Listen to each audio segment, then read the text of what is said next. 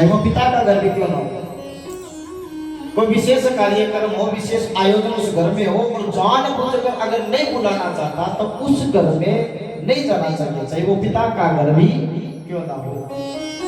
यदि अगर सभी को बुलाया है और हमें नहीं बुलाया तो हमें नहीं जाना चाहिए।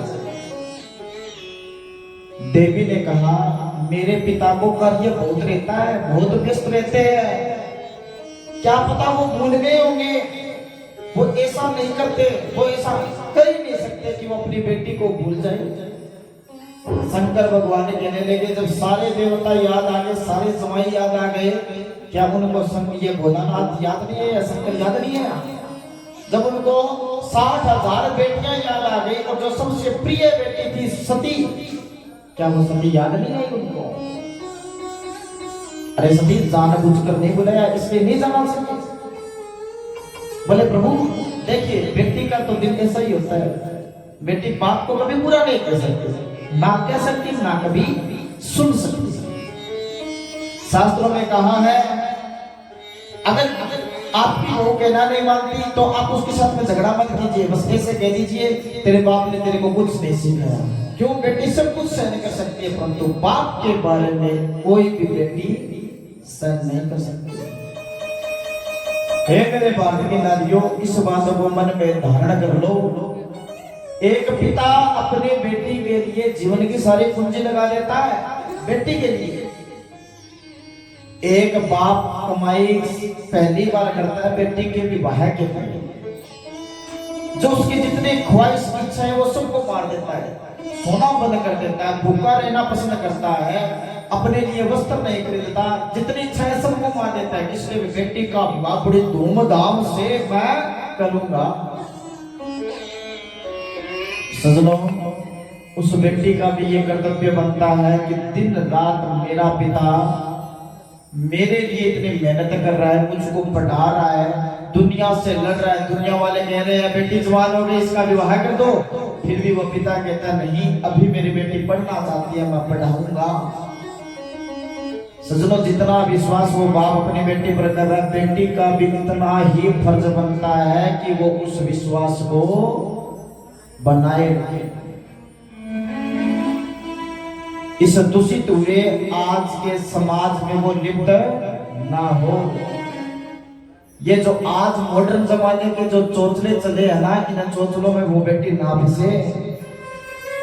अपने बाप की औकात और हैसियत देखकर ही वो कदम रखे। वो अपनी सखी सहेलियों के अनुसार ऐसा विचार ना करे, वो ऐसे कपड़े पहनती है तो मैं भी ऐसे ही कपड़े पहनूं। अगर वो रेस्टोरेंट में खाना खाती है तो मैं भी रेस्टोरेंट में खाना खाऊं। अपने पिता की तरफ देखकर ये कदम रखो। तुम्हारे पिता ने तुम्हें पढ़ने के लिए शहर भेजा है। इस मॉडर्न जमाने में लिप्त फैली बीमारियों में लिप्त होने के लिए तुम्हें पढ़ने के लिए नहीं भेजा। सोच कर देखो सजनों, जब उस पिता को पता लगता है कि उसकी बेटी ने आज विवाह कर दिया, कोर्ट में मैरिज कर ली है, सोच कर देखो। अगर एक पिता को पता लगता है जिसको मैं लाड दुलार करता था, जिसको अत्यधिक प्रेम करता था, आज उस बेटी ने मुझे बिना बताए कोर्ट में शादी कर ली है, सोचिए उस पिता पर क्या बीतेगी, क्या बीतेगी उस पिता पर। तो मेरी प्यारी बहनों, आपसे यही निवेदन है इस कथा के माध्यम से, इस कथा से ये संस्कार ले लो कि जो मेरे संस्कार मेरे पिता ने दिए हैं, जितना घमंड मेरा पिता मेरे ऊपर करता था, उस घमंड को मैं नीचा नहीं होने दूंगी, उस घमंड को कभी भी नीचा नहीं होने दूंगी। आज सती के साथ क्या हुआ? यही सती के साथ हो रहा है। सती शंकर भगवान से झगड़ा कर रही है, मेरा पिता भूल गया होगा, मुझे जाने दीजिए यज्ञ में। शंकर भगवान ने कहा देवी मैं आपको बार बार कह रहा हूं, अगर बिना कोई बुला नहीं रहा है, बिना बुलाए किसी के घर नहीं जाना चाहिए, बिना बुलाए किसी के घर पर नहीं जाना चाहिए। अपने घर में रहो, मस्त रहो, खुश रहो, बिना बुलाए किसी के घर पर न जाओ। वो युग गया, वो समय गया जब हम बिना बुलाए किसी पड़ोसी के घर में भी चले जाते थे। आज का समय वो नहीं रहा, बिना बुलाए अगर पड़ोसी के घर भी जाते हो तो बुरे कहलाओगे, बुरे। आज एक मित्र अपने मित्र के घर में बिना बुलाए नहीं जा सकता, बिना बुलाए चला जाएगा तो 10 प्रकार की बातें बन जाएंगी। सजनों, सती को बार बार शंकर भगवान कह रहे हैं बुलाया नहीं है, जाना नहीं है। सती नहीं मानी, सती ने कहा मैं अपने पिता के घर में जाना चाहती हूँ, आप मुझे आज्ञा दीजिए। शंकर भगवान ने कहा सती अब मानने वाली नहीं है। सजनों देखिए, ये सती का विचार नहीं है। आप अपने जीवन में झांक कर देखिए, अगर दो भाइयों के बीच में झगड़ा हो गया और उस झगड़े के बीच में अगर कोई माता बहन आ गई उस झगड़े के बीच में, तो वो माता बहन उन दोनों भाइयों के बीच में ऐसी दीवार चिनवा देगी कि वो इस जन्म में तो मिल नहीं सकती, मिल ही नहीं सकती। और वही माता बहन अगर एक भाई के घर में प्रोग्राम हो, एक भाई एक बार भी कहते भैया तू आजा, और भाई फिर भी अकड़ रखता है, तो वही माता बहन कहती है देखिए आपके भाई के घर में उत्सव है और बुला रहा है, छोटा एक कोई बात नहीं, गलती हो गई, देखिए मैं कह रही हूँ आप चले जाइए, आप उसके घर चले जाइए, किसी प्रकार का कोई भी खेद मन में ना रखे, आप चले जाइए। सजनों, ये माताओं बहनों का ही स्वभाव होता है। सजनों, समय बीता, शंकर भगवान ने सती मैया को बुलाया। सती मैया को बुलाकर शंकर भगवान ने अपने सामने बिठाकर निहारा और उनको देखा, क्योंकि शंकर भगवान को पता है सती दोबारा आने वाली नहीं है। शंकर भगवान ने सती को बिठलाया और देखा, और देखिए आज शंकर भगवान सती मैया को प्रणाम करते और सती को भेजते हैं। नंदीगण इत्यादि को, श्रृंगी भृंगी को मां सती के साथ में दक्ष प्रजापति के यज्ञ में भेजते हैं। आज नंदी पर सवार होकर मां सती दक्ष प्रजापति के यज्ञ में गई। अब वहां क्या हो रहा है? वहां सुंदर सा वातावरण है, चारों ओर चिड़िया चहक रही है, चारों ओर खुशियों का वातावरण है, सुंदर सुंदर सहनाइयां बज रही है, खड़ताल मंजिला बज रही है, चारों ओर सत्संग का माहौल बना हुआ है। ऐसा लग रहा है कि जीवन की जो शांति है वो वही है। सजनों, ढोल नगाड़ों के साथ में सभी देवताओं का स्वागत किया जा रहा है, सारे के सारे लोगों देवताओं पर मंगलाचरण बना जा रहा है। जैसे ही वहां पर इतना मनोरम चित्र देखा, सती भी उस यज्ञ को देखकर गदगद हो गई। सजनों, सारे के सारे देवता चले गए, अब बारी आती है सती की। अब सती ने देखा नंदी पर सवार होकर जैसे ही सती दक्ष प्रजापति के यज्ञ में प्रवेश किया, तो जितने भी उनके सेवक थे दक्ष प्रजापति के सारे उनको देखकर उदास हो गए, मायूस हो गए। सारे के सारे सती को देखकर मायूस हो गए, क्योंकि दक्ष प्रजापति का आदेश था कि सती के साथ कोई वार्ता नहीं करनी। अब सजनों, सती और यज्ञ के अंदर गई तो अंदर जाकर देखती है तो अब बेटी और माँ का भी रिश्ता अनोखा होता है। अब बाप तो पत्थर दिल हो गया था, परंतु माँ तो नहीं हो सकती।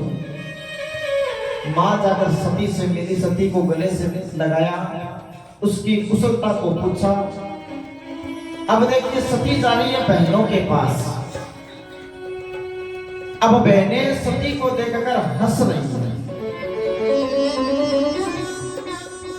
एक साधारण रूप में मंद मंद मुस्कुराना तो बहुत बड़ी बात है, बहनें मिली है, चलो हंस रही है, बहुत बड़ी बात है। अगर बहुत ज्यादा हंस रही है तो ये अपमान हो रहा है।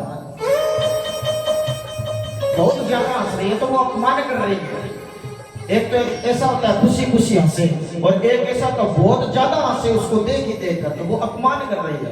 सती ने मन में विचार किया कि ये मुझे देखकर हंस नहीं रही बल्कि ये मेरा अपमान कर रही है। सती के छाती पर ऐसा लगा कि कोई पहाड़ टूट गया हो। सुनो, सती ने आकाश में देखा तो महादेव को याद करने लगी, हे मेरे महादेव, आपने सत्य कहा था बिना बुलाए किसी के घर में नहीं जाना चाहिए। अगर बिना बुलाए किसी के घर में जाते हैं तो अपमानित होते हैं। सजनों, शंकर भगवान को याद करती हुई सती अब दक्ष प्रजापति के पास गई, प्रणाम किया, पिताश्री प्रणाम। पिता ने सती को देखकर मुख को मोड़ दिया। सती ने कहा, हे पिताजी, मैं यज्ञ की परिक्रमा करना चाहती हूँ। पिताजी ने मना नहीं किया। सती परिक्रमा करने लगी। एक परिक्रमा की, दो परिक्रमा की, तो चारों ओर देख रही है सभी देवताओं के सिंहासन लगे हुए हैं, सभी के आसन लगे हुए हैं, सभी सती की बहनों के साथ जोड़े सहित बैठे हुए हैं। अब सती ने देखा कि सभी को बुलाया गया, केवल महादेव को नहीं बुलाया। अब सती को याद आया कि जान पूछकर ही नहीं बुलाया। अब सती को क्रोध आ गया। सजनों, सती के क्रोध के कारण वहां का माहौल बदल गया। चारों ओर बिजलियां कड़कने लगी, चारों ओर चिंगाड़े होने लगी। सती को इतना भयंकर क्रोध आया, ऊंचे स्वर में अपने पिता से कहने लगे, हे पिताजी, आपने मेरे पति को क्यों नहीं बुलाया? अब दक्ष प्रजापति कहने लगा, तेरा पति जो शिव वो धूर्त है, वो कैलाश का वासी है, शमशानों में रहने वाला है, जिसके ना गोत्र का पता, ना पिता का पता, ना मां का पता, वो अनाथ है, वो किसी का कोई सहाय नहीं हो सकता, जो कभी स्नान नहीं करता, जो कभी यज्ञ नहीं करता। अरे उसकी क्या बात करेगी? कभी किसी मनुष्य के मुख पर 3 आंखें देखी है क्या? अरे कोई एक भूत ही होगा जिसके मुख पर 3 आंखें होगी। अरे जिसका कोई घर नहीं है, जिसका कोई महल नहीं है, कोई सोने के लिए कोई पलंग नहीं है, जिसकी कोई सवारी नहीं है, कोई खाने के लिए उसके पास भोजन नहीं है, पीने के लिए उसके पास जल नहीं है, उस अवधूत को, जो वस्त्रों को धारण नहीं करता, उस शिव को मैं मेरे यज्ञ में बुलाकर यज्ञ को दूषित करूं? जैसे दक्ष प्रजापति ने ये कहा, अब सती को क्रोध आ गया, जोर से चिल्लाकर कहने लगी, बस दक्ष प्रजापति बस, तेरा अहंकार बहुत बढ़ गया है, तूने अपराध बहुत कर लिया। हे दक्ष प्रजापति, तू जिसको अनाथ कह रहा है वो दीनानाथ है, सबका साथ देने वाला देवों का भी देव महादेव है। अरे वो खुद संसार में रहता है, उस संसार में रहता है जहां पर सभी को जाना है। अरे वो पहले से वहां पर बैठा है। हे दक्ष प्रजापति, तूने उस त्रिलोकीनाथ मेरे महादेव का अपमान किया है। मैं स्वयं आदि जगत जननी भवानी इस अपमान को सहन नहीं कर सकती। हे दक्ष प्रजापति, इस तेरे भव्य यज्ञ को मैं अभी नष्ट करती हूँ। जिस यज्ञ की पूर्ण आहुति के लिए तू इतना लालायित है, जिस यज्ञ की पूर्ण आहुति का तू इंतजार कर रहा है, ले उस यज्ञ में मेरे शरीर सहित इस यज्ञ में मैं पूर्ण आहुति करती हूँ। दक्ष प्रजापति, मां सती जाकर उस यज्ञ में बैठ गई, योगाग्नि निकली और मां का सारा शरीर जलने लगे। सजनों, श्रृंगी भृंगी वहां पर गए थे। अब सारे के सारे वहां पर जितने भी दक्ष प्रजापति की यज्ञ सामग्री वहां पर पड़ी थी, देखा कि दक्ष प्रजापति ने जैसे भोलेनाथ का अपमान किया, मां को सहन नहीं हुआ, मां को क्रोध आ गया और क्रोध में अपने शरीर को जला दिया। अब उनको भी क्रोध है और जोर जोर से रोने लगे। मां ने अपने शरीर की आहुति दे दी, मां ने अपने शरीर की आहुति दे दी। सुनो, अब उन्होंने भी युद्ध किया, परंतु वो 4-5 थे और दक्ष की सेना बहुत बड़ी थी। नंदी दौड़े दौड़े भगवान शंकर के पास गए। शंकर भगवान को पता लगा। शंकर भगवान ने एक जटा निकाली, कैलाश पर मारी, वीरभद्र नाम का एक महापुरुष प्रकट हुआ। सजनों, वो ऐसा पुरुष था उसकी बड़ी बड़ी भुजाएं थी, बड़ा सा एक मुख था, विकराल शरीर था, काले वर्ण का वो पुरुष था। जब वो चलता था तो धरती हिल रही थी।